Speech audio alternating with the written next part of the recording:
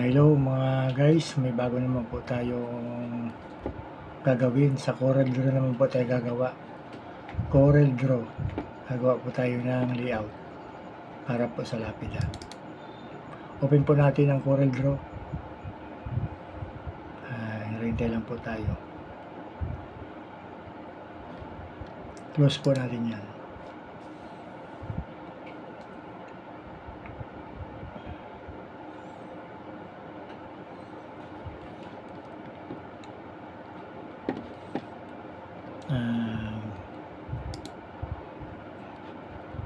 Gawa po tayo ng folder. Create po tayo ng folder. Lagyan po natin itong title.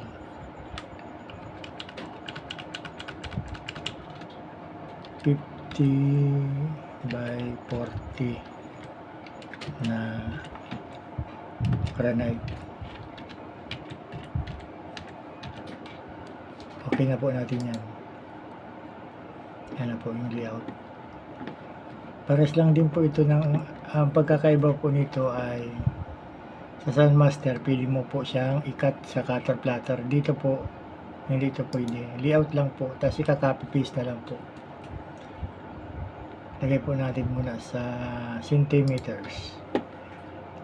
Gawa po tayo ng 50 by 50.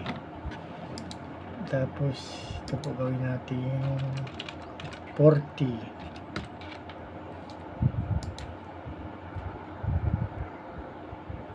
Ay mga guys, punta po tayo dito sa letter A sa may kaliwa. Yan, sa may kaliwa po. Click po natin yan. Ngayon, hanap po tayo ng font.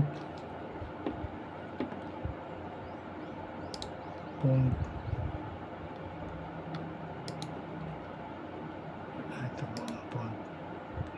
Marami po dyan font. Marami po tayo dyan pagpipilian na font. Ito po, gawin natin ito.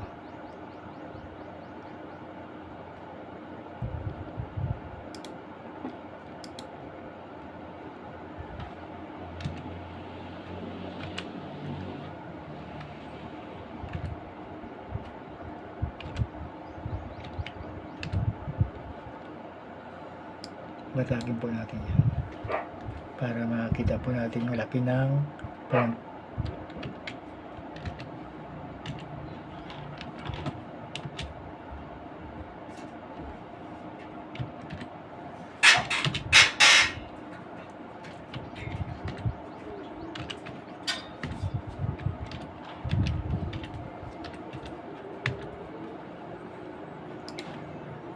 Pang initial tundok. Yan. Ganyan. Madali lang po yan. Baguhin po natin ang font. Hanap po tayo dito. Try po natin si Antoinette. Try po natin uli. Hanap po tayo magandang font.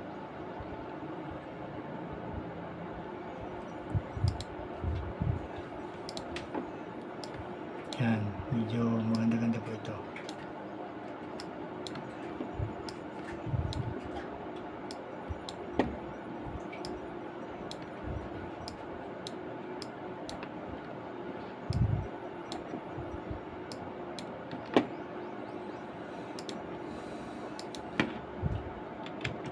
Lagyan po natin ng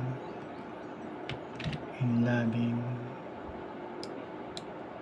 Sarap. Hindi po capital.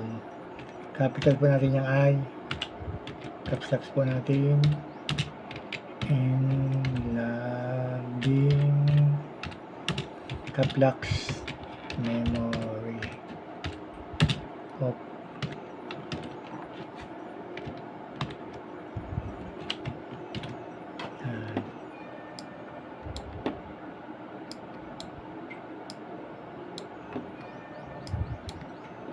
may po tayo ng burn and dive.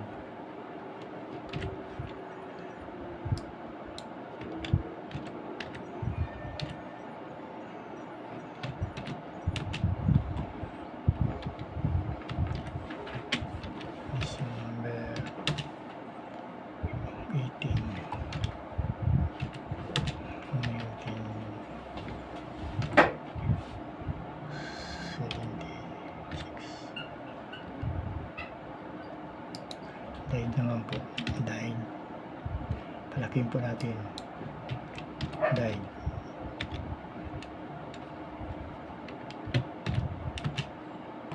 May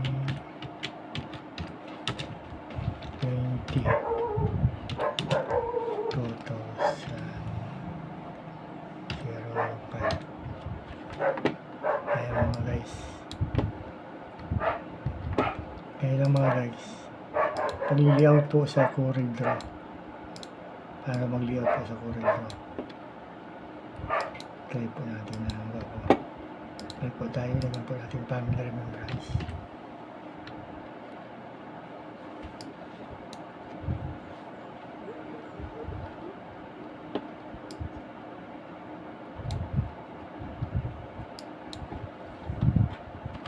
Caps locks po natin, family caps lock.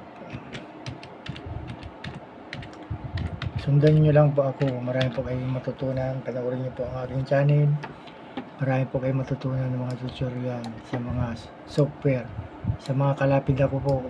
Subaybayan nyo lang po ang aking channel.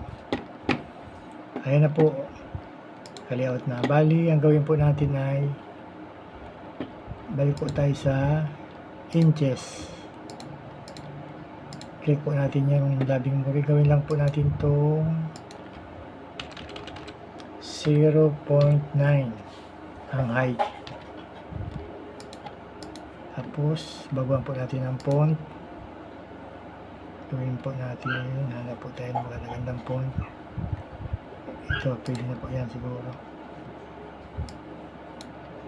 Try po natin kulayan kung pwede.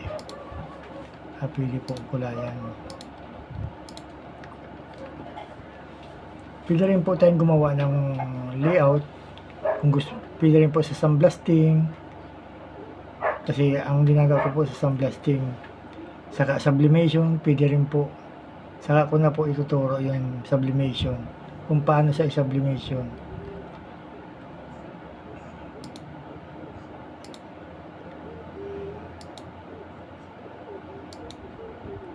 Marami pala siyang kulay.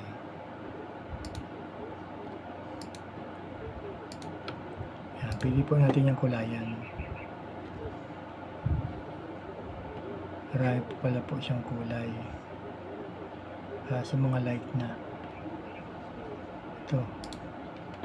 Yan. Check po natin ang height. Masyadong malaki. Gawin lang po natin 2.5, pinaka maximum height, parang maliit, matras lang siguro. Tapos ito gawin po natin 0.9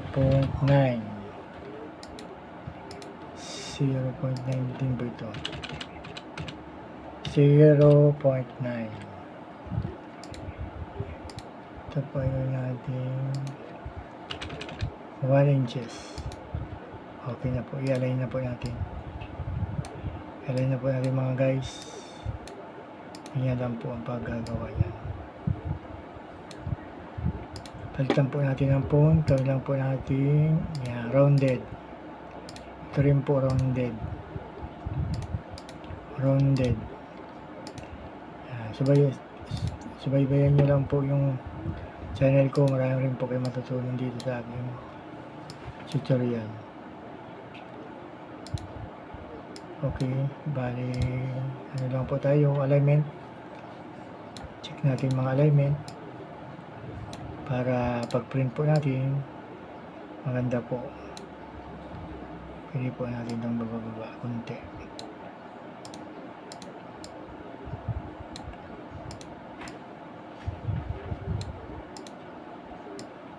Ayan, mga kalapid na.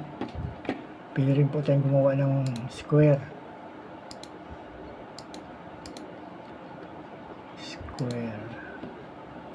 Shape. Mga shape.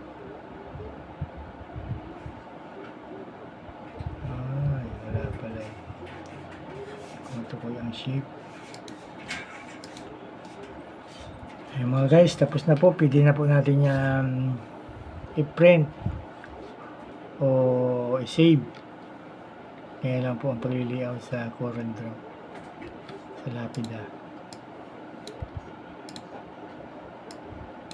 Yung design, sa next video ko na lang po nalalagay natin design.